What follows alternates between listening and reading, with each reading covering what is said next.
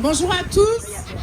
On vous remercie au nom des femmes du CPAS, de la FTQ et du Conseil régional et du SCFP Québec, bien évidemment, d'être venus à ce rassemblement cette journée du 8 mars 2020. Merci d'être présents pour un moment de réseautage. Je pense que depuis que je suis l'heureuse maman d'une petite fille, Lily Rose, je peux dire que je suis féministe. Parce que clairement, j'ai une responsabilité envers elle. Je veux qu'elle sache qu'être une femme, c'est pas être une sous-classe de la société.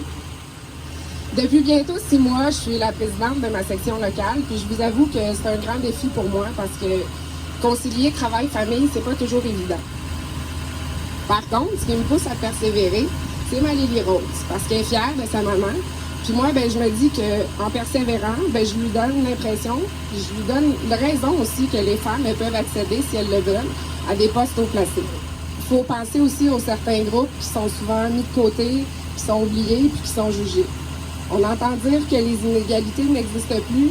Je pense qu'il faudrait qu'on se positionne dans la place de ces femmes-là qui en vivent au quotidien, s'intéresser à leur vécu, puis leur donner une voix. Les défis restaient grands, c'est pour ça que j'élève ma fille comme je le fais. Parce que je veux qu'elle puisse devenir qui elle veut. Je veux qu'elle ait envie de poursuivre le travail qui est déjà entamé, puis qu'elle prenne toute la place qui lui revient pour qu'elle ait accès à tout ce qu'elle désire. Au final, je veux qu'elle inspire d'autres filles, d'autres femmes, à faire comme moi, à faire comme elle, puis à faire comme nous. Merci. Ils se sont mis ensemble puis ont décidé de défier l'establishment en disant « ça va faire ».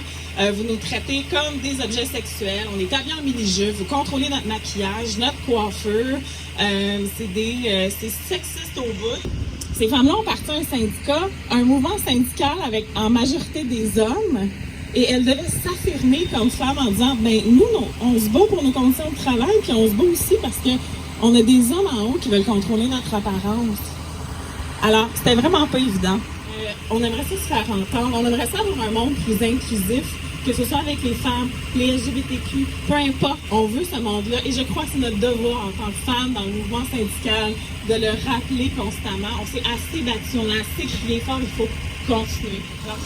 Je suis la fière descendante d'une génération qui a vu sa mère, ses tantes, les femmes de cette époque aussi, se lever pour parler, revendiquer et se mobiliser pour pouvoir faire reconnaître les droits des femmes à l'égalité et à l'équité.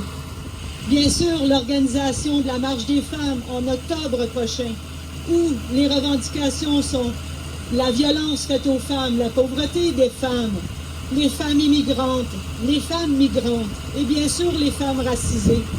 Sans, s'il vous plaît, ne pas oublier les femmes autochtones. Pour vous rafraîchir la mémoire, le slogan l'année dernière était « Respect ». Vous vous souvenez tous de la gamette avec le poing en l'air, la belle affiche verte. En 2018, il y a eu le fameux « Féministe tant qu'il le faudra ». En 2020, la thématique et le visuel du 8 mars incarnent l'importance de l'action et de la solidarité pour atteindre la reconnaissance pleine et entière, le respect total des droits des femmes. Pour ce faire, c'est le slogan féministe de toutes nos forces qui a été choisi. Mais au-delà de l'esthétisme, il y a toute une signification. Les mains et les gestes de la victoire sont utilisés comme un acte symbolisant la connexion entre les luttes de toutes les femmes. Ce visuel se rapporte à la notion de partage, à une libération qui peut s'accomplir seulement de façon plurielle et collective. L'affiche célèbre l'aspect international et intersectionnel de nos expériences en cette année de mobilisation de Marche mondiale des femmes. Il faudra rappeler que les inégalités de revenus persistent entre les femmes et les hommes. Et à tous ceux et celles qui nous diront que, c'est quand même pas si pire que ça au Québec, il va falloir dire que dans tous les quintiles, c'est-à-dire dans toutes les classes socio-économiques, il y a un écart entre les revenus des hommes et des femmes. Les femmes gagnent toujours moins, même quand elles sont dans le 1% des plus riches. À tous ceux et celles qui doutent de la nécessité d'être féministe en 2020, il va falloir rappeler que la pauvreté, c'est pas un choix, c'est pas le fait d'individus. Personne ne fait le choix d'être en situation de pauvreté.